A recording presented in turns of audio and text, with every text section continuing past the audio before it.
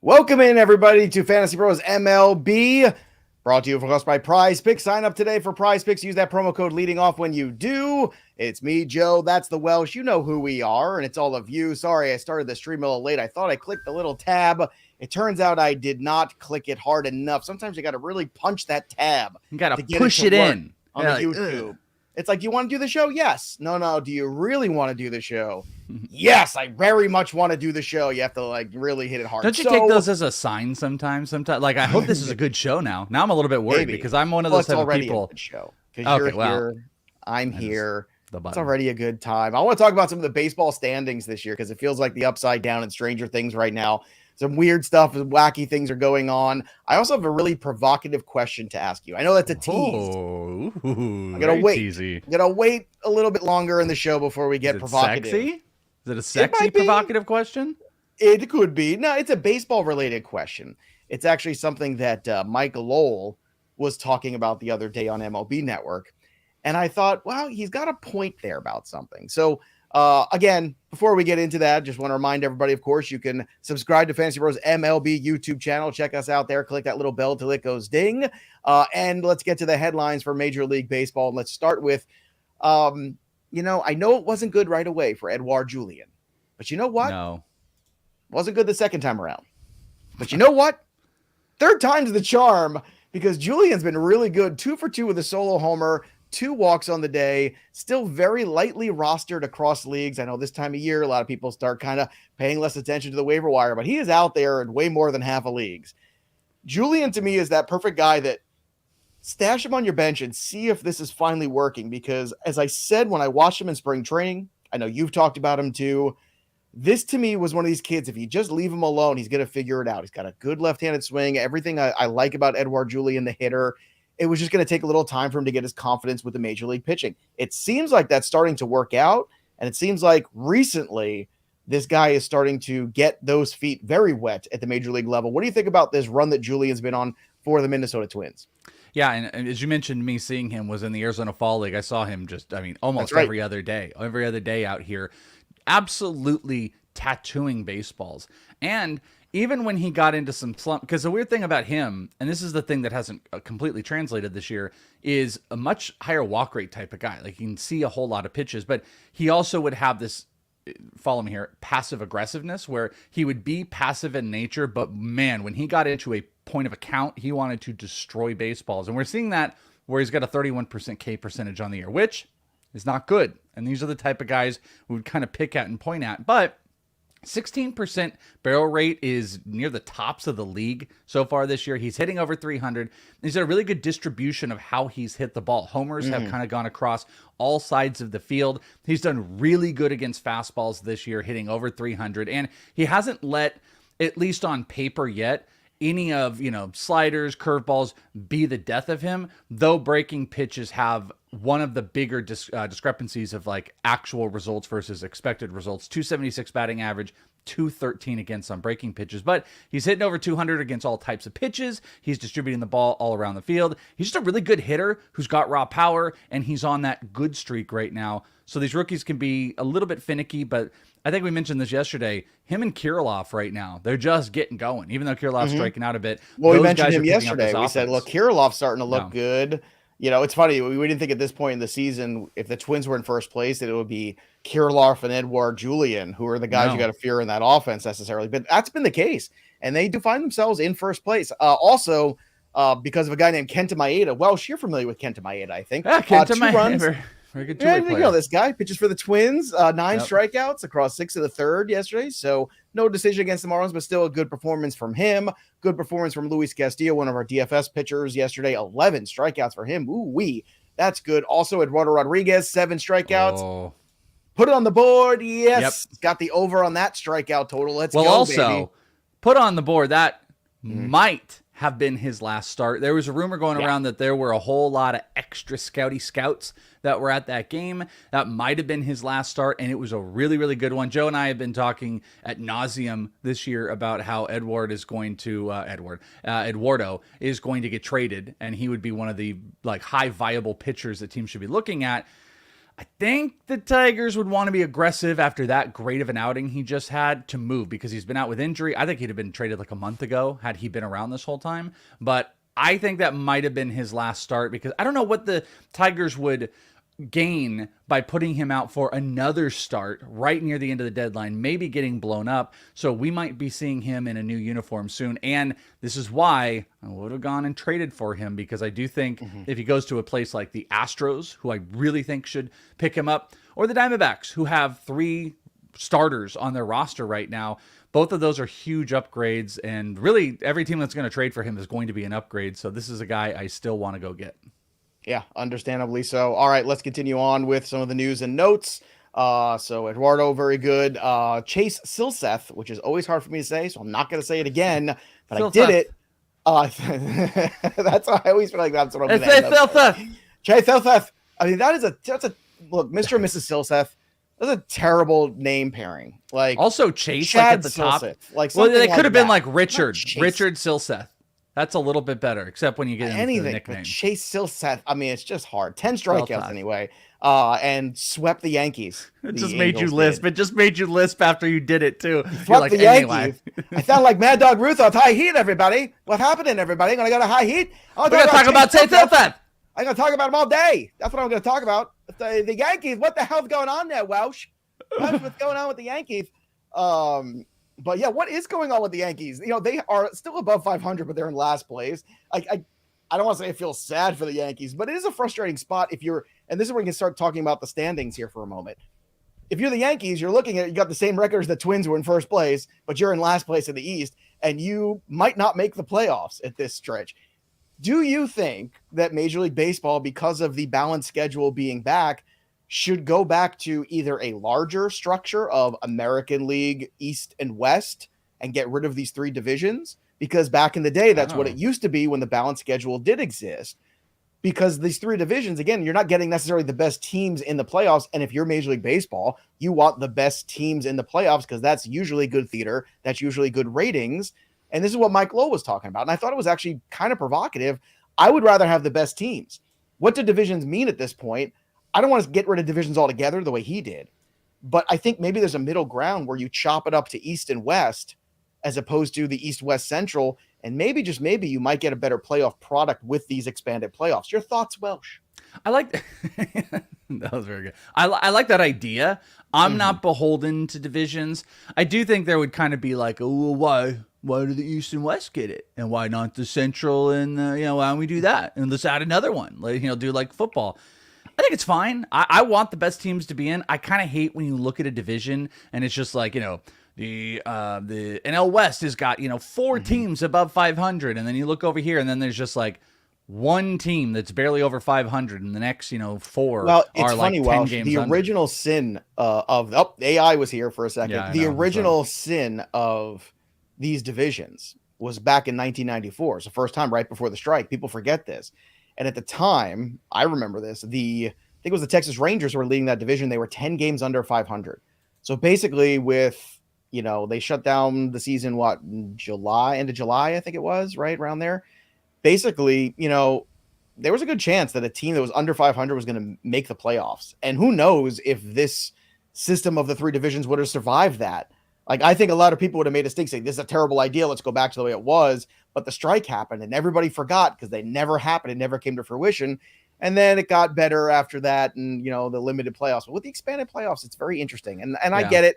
I understand wanting to spread the money around and all that nonsense. But the way you spread money around is to make money in the playoffs. They make money in the playoffs by having the better teams and the bigger stars in those playoffs. So I'm indifferent. Like, whatever makes the best product out there and the best teams are out there. And we're not, pushing up garbage teams because of a divisional thing. But the really only thing is like winning a division. That's the only like major advantage on either side of these. So if they want to do it, that's great. I don't know how that turned in from the Yankees being little bottom feeders here, but they're not going to play in it regardless. Hey, here's the cool thing. No matter what you do, no matter how you restructure all of this right now, Joe, if you were to do it today, Yankees aren't making the playoffs. They're not getting in. Yeah. All right. Let's get to Francisco Alvarez because I can. Still hot, 2 more hits. Let's go. The Mets are beating up on the White Sox, so I'm not really excited about that. It's just a thing they're doing right now. But man, oh man, has Francisco Alvarez been good. I got to ask you this, Welsh. You got the whole board in front of you, catcher next year. What's that board look like? Give me your 1, 2, 3 ranking. Ooh, where's okay. Adley? Where's Francisco Alvarez? Like, I mean, Real Muto, he ain't in that conversation no more. Like, he's gone. The tough part about that is I'm not a catcher guy. If anybody that's followed me knows, like, I don't really get into draft. Like, the Realmuto stuff is fun, but I don't draft Realmuto. I never do. Ever do I invest that high of a pick into catchers. So I want to say, look, I get what you're getting at here. I want to say Adley's probably at the top. I mean, Realmuto, by the way, is still valuable, and if he comes at a discount, I like it. I'm looking at the stats if everybody's wondering what I'm doing here. I guess I would probably go Adley. I might still go Realmuto there. And then I think there's a tier combo here of Will Smith, Sean Murphy, and probably Francisco Alvarez. And someone might be screaming, why not Jonah Heim? I think Jonah Heim's going to kind of backtrack. Maybe he's at the bottom of that tier, and maybe he's not in it. I don't know if I'm forgetting anybody statistically that's not really doing anything, but I think that's the case. I think he sits in the second tier. I think you point to Alvarez and say, okay, I kind of know what Murphy is at this point in his career. He's in his quote-unquote prime. The upside Francisco Alvarez keeps doing what he's doing. There's like another gear potentially in Francisco Alvarez that here's what I'll give you. Really terrifying for the rest of the league. In Dynasty, I think you can make the argument that this is the number 3 catcher in Dynasty. I'd make the argument he's the number 2 catcher. And you could maybe do 2. Maybe Will Smith above. Will Smith is very young. Not based on age. Alvarez is still he's just a kid. No. I'm saying like Will Smith is still young. And he's not like an older catcher, and he provides. 28 now, Will Smith? No, he can't. I think he's 27. Let's take a look here. That's a big difference. He is 28. No, that's crazy. No. But what I'm getting at is, I think in these like 3-year windows, 3-4 year windows, right? That I think he's safer. Francisco Alvarez is doing fantastic, by the way, but it's been a long road to get here to still batting under 250, which is a little bit of a problem. Well, and he has one of the highest. Bad it was early on too. I mean, it was dreadful early on. What are the numbers here on Alvarez, looking at him just from, let's say, the last 2 months or last 60 days or something like that? And again, I don't want to judge somebody off that either, because I understand that is not indicative of the whole picture. But at the same time, I think we have to ask ourselves a question. It's the beginning of his path. If he stays on the current path, this is a very exciting time here for Francisco Alvarez in Dynasty. In July, he's hitting 381 with 7 homers. Last month in June, he hit 151 with 4 homers. In May, he hit 292, and in March through April, he hit 194. So that's what I'm talking about, the inconsistency. Yeah. So you can make the argument you want to go all the way up to him being number 2. You could do that. In Dynasty, I think he can be 3-4. In Redraft, I think he sits in that 5 spot. But it's more about the second tier, because I think there might be an elite tier, which really is like Adley, and you can make arguments why he, I suppose, wouldn't be there, and maybe Sean Murphy, and then you're going to throw down all of these other guys that are in there. The rest of the year is going to be the separator. If he ends up hitting 250, if he hits 250 and he's got 28 homers, you know what? Might be the first catcher that goes overall. I'm not so sure that happens. If he's down closer to 230 and has 24 homers, we're going to see the batting average downside, and we'll have remembered like Gary Sanchez and maybe worry a little bit. But there are some safer batting average guys. Sanchez too. Like Jason here made a comment that he's Gary Sanchez 2.0. He's already a better defensive catcher than Gary Sanchez is. And a lot of the pitchers have said they like throwing to him, and that's important also. It's part of this mix. The Orioles making moves. They are first place. That's right. I said it. The first place Orioles. It's a fun thing to say. They made a move for Shintaro Fujinami. Look, here's my point. They're making moves. They are looking to say, okay, let's address some of our needs. Let's start to pretend like we're actually in this, because guess what? We are. They've got a deep farm system. I'm looking at the Orioles to make a move here sooner than later. They have gone past the Rays, which nobody thought the Rays couldn't possibly give up this division, right? Well, guess what? The Orioles are in front right now. So I don't know how long it's going to last, Welsh, but to the point about moves, here's another one that I think is an interesting precursor. Speaking of precursors, Prelander Berroa. See what I did there? See that segue? Robot couldn't do that, Welsh. Double-A Arkansas, 23-year-old kid, just been brilliant recently. A 2.93 ERA, a 1.30 WHIP, but 69 strikeouts in 46 innings. Nice. So you bring this kid up, you have him working out of the bullpen. To me, again, if I'm Seattle, I'm kind of with house money right now. I'm hovering that 500 range. I'm like, well, you know what? let me move Seawald now with somebody else. I got a kid who can close. I've got some other young bullpen arms here we might be able to get something out of. I still think Seawald's the guy to go because I think there's a couple teams that would value him right now in that market. And you can kind of do that thing where you're playing for this year, but you're really playing for next year. I think that's exactly what Seattle should be doing. Your thoughts? Yeah, I think that could be the case. I loved Prelander Berroa coming into this year. Really good spin rates. Guy pounds his own strikeouts. But then I think it was maybe April.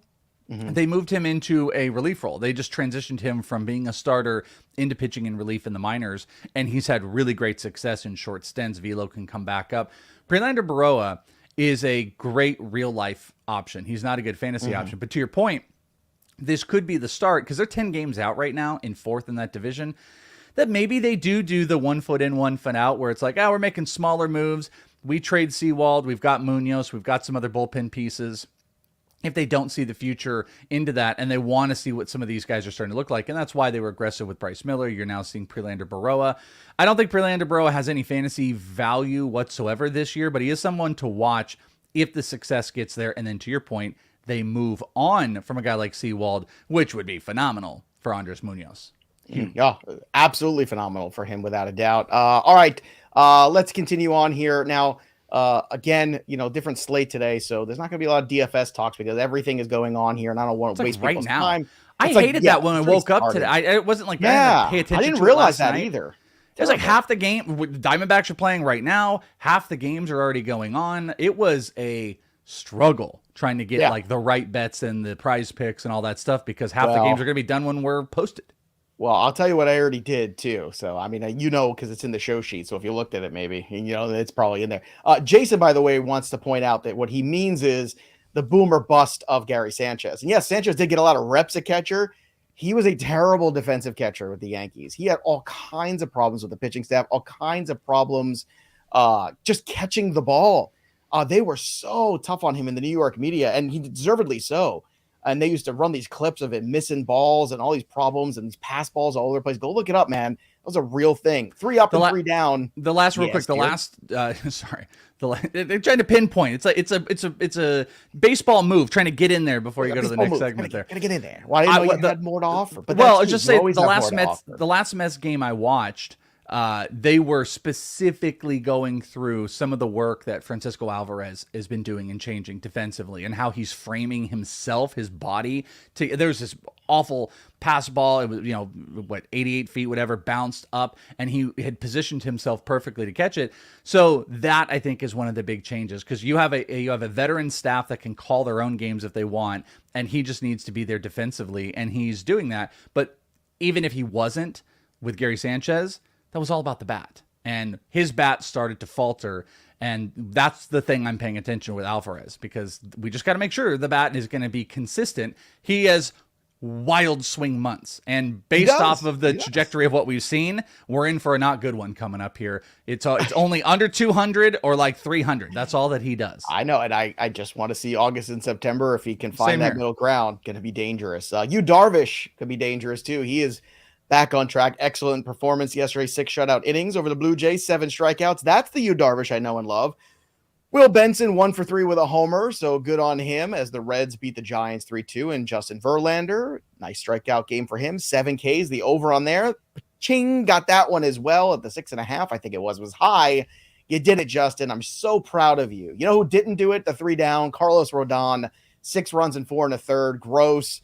Ryan Bello, Welsh, not a good one. Torched for 6 runs, 4 innings yesterday. They got swept by the A's. What is that? How do you lose to right? Swept or 2 out of 3? I can't remember now. Either way, you lost too many games to the A's. Can I just say that? Is that enough? Is that fair? And why isn't Jarren Duran playing every day? Can we talk about that a little bit too? Because Cora is a great manager, but I don't understand why Duran's not playing every day. Like the guy's basically hitting every time he's in the lineup.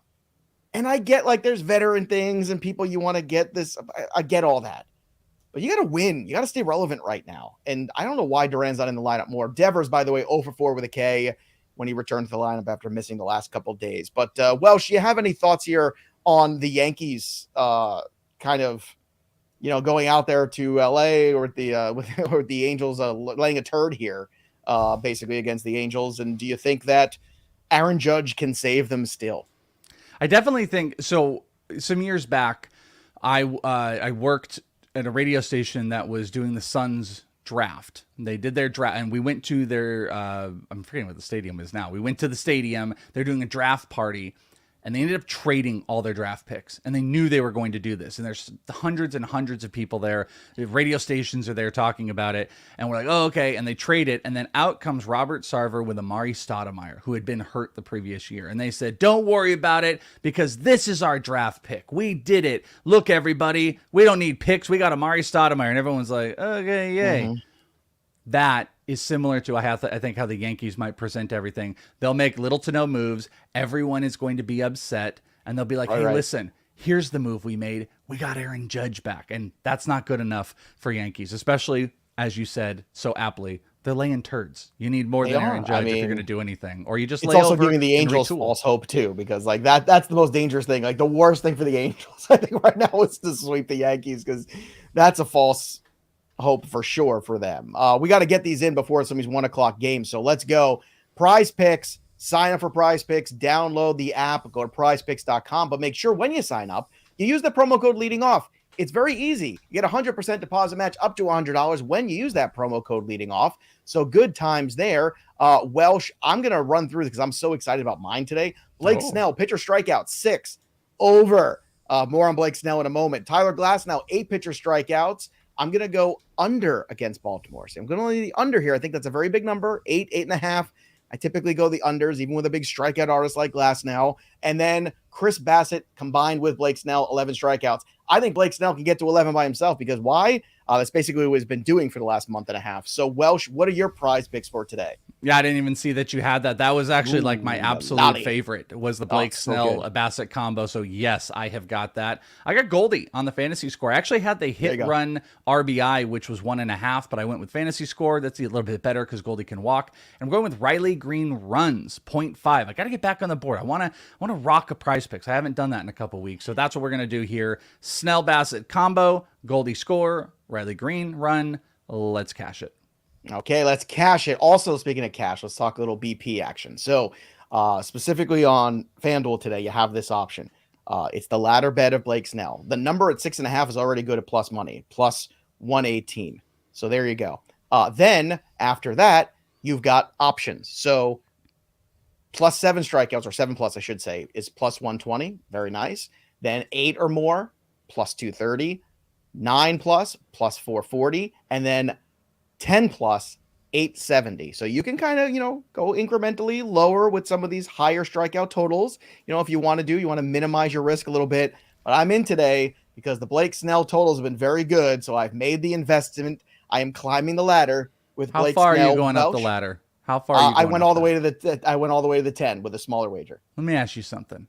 Let me ask 2 months ago. Like a tough cop from the south side of Chicago? Hey, buddy. Let me ask you something, right, pal. What? Any time a month prior in this year, did you think you would ever be on here promoting Blake Snell ladder betting? No. No. I don't know, buddy. I don't know. I never thought I would get there. But you know what? This just shows you what kind of a degenerate I am. That I'm willing to say, you know what? Yeah. Hey, this is what's happening. I'm going to make money on it, regardless of whatever trepidation or concern that I had. But we are slating this one right in the wire before the 1 o'clock starts. So yeah. Okay. By the way, I would do the 6, 7, 8. That's the one I like. 2 units on 6, 1.5 on 6.5, and then go to 7. But I'll do 8. I have Blake Snell 6.5 over. That was my bet before. I like Seattle money line through the first 5 innings. I like that one. And this one I put together a little bit ago. Goldie and Wander Franco both to just get a single hit. That's a combo parlay. That is minus 105. Wonky nailed it here. Joe promoting Blake Snell ladder betting is when the sitcom jumps the shark. It is. So in the immortal words of Fonzie, and people don't know that that's what Jump the Shark is from. A lot of people don't know that. Little trivia for you, or trivial. We had somebody with the Paint the Town Red message us about that, and we got a whole tweet about that was great on Twitter. Yeah. Yes, I love the educational. See, I love that. I love when you forget that you even have a conversation about something or say something kind of innocuous. and then somebody decides like, I'm going to go find out the answer to that, and then comes and brings it to you. I love that. Yeah, I love the peanuts and the Cracker Jacks. You're the best people on the planet. I don't care what Welsh says, or Mayor for that matter. Let's also talk about another way to have fun with fantasy baseball. And that way, of course, is Sorare. So go sign up today, fantasypros.com/collect. That's what you want to do. And of course, it's free. It's fantasy. It's cards. You buy, you sell, you scout, you put your lineup together. See, that's what you do. You know, Welsh is on the south side of Chicago, so maybe I should like kind of get in that street tough kind of voice here. All right, listen, pal, I want you to sign up for Sorare, see? And then you go all that and you join the other league and you go play at fantasypros.com/leading off. All right, there, Pally. And listen then, here, copper. Great things. Listen here, copper. I don't have to take any of your guff. That's right. Welsh, no DFS today. So do you have a home run call? That is the question. I have a home run call. By the way, these early games, these Oh, I hate this. Today's a terrible day for this, time frame, because there's really barely anything happening at night. I also just want to point out, like, the single game contest and stuff like that. But there's like fun stuff. I made a bet before the show, and it's like I can't promote it. And knock on wood here, but I did the Diamondbacks Braves under through the first 3 innings at 2.5 runs, and we're at the bottom of the third with no runs scored. And it's just like, oh man, these early games kill me on missed opportunities for us to talk about with you. But if you're following into the groups, you can obviously check out all the stuff we have over at Betting Pros. All right, my home run call today, I am going with the Pete of Alonso's. I'm going to go with Pete Alonso on the big home run call here today, because we had like 4 games to choose from that weren't tied up against this show. Yes. Also, JP saying, and he might be right, perfect night to spend 3 hours at Oppenheimer. Is it 3 hours? I guess it is. It's Christopher Nolan. So oh, really? I can only hope at one point it gets like a dream within a dream about the atomic bomb and something. Are you gonna do the Barbenheimer? Are you gonna do the Barbie Oppenheimer back-to-back viewing? I think they're both movies that I will watch. I do. Like, the Barbie movie looks funny. I have 2 daughters. Like, if they see it and they think it's funny, they're gonna want me to watch it. And Margot Robbie's great. Gosling's a funny guy. They got some good cameos in there. I think Kate McKinnon's in it. She's terrific. Will Ferrell's in it. Like, I guarantee you that's probably like a fun 90-minute whatever it is. Maybe it's an hour 45. Oppenheimer, I do want to see. The question is, do I want to see a movie for 3 hours in the theater nowadays? Or do I want to see it on my giant television downstairs in the ballroom? That is the question. The only thing, though, is like, I think this movie, in its spectacularness of no CGI, it's kind of designed to like see it in person. And the unfortunate thing is my kid actually was interested in seeing it, but from what I've heard, kid wants to see Oppenheimer. He did. He thought it was interesting. Thought it was fascinating. Hilarious. That's but awesome. We're not going to see it because of a scene that doesn't need. There's a scene in there that's not for children, and I've been told so. Probably not going to see that one. I'll tell you about it off air, so I don't do it on camera. But yes, I want to see it, but I have family, so I can't do the Barbenheimer. I can't do the Barbenheimer. Well, the kids, my daughters are away with their mom on vacation for a couple days, so actually I have Saturday free where I could go see the Oppenheimer for the 3 hours. And it's but you should do the back-to-back. You should do both of them. I should do the back-to-back. You should dress up too. You could first dress up as the Oppenheimer, and then you could dress up as Ken. There you go. I'll shave my entire body, but I'll wear the fedora hat. How's that sound? I love it. I think that'd be a great look. By the way, could I present? I don't know if we're going to hit it this year because the clock is ticking. But as far as like getting to the 15,000 in the wig, could I present a Ken wig, a blonde combed over? I don't think we're going to get to the. I love the peanuts and Cracker Jacks, but we know what time. It's summertime. I don't think we're going to get to 15. 14 was beyond our wildest estimations. Yeah. But when we get to 15. We will do the wigs. We will do the whole thing next year. Oh, 100%. And speaking of as things go too, like I said, we are going to be here in August and September. We're still working on that schedule. It probably won't be a 5-day-a-week schedule, but we will be here. So we are not abandoning the baseball like some other places do. ESPN just abandoned the baseball altogether a couple years ago. They just said, we're not going to do it anymore, basically. Not us, not here at Fantasy Pros, and we appreciate you hanging out with us. Again, it's a lighter day, some good discussion here. I'd love to hear, from the people in the comments what they think about getting rid of the divisions and just let's go back to a structure, maybe just slice it in half, American League, National League teams. I know that's a tricky potential thing there, but I don't know. I mean, it's something to consider. It's something to think about.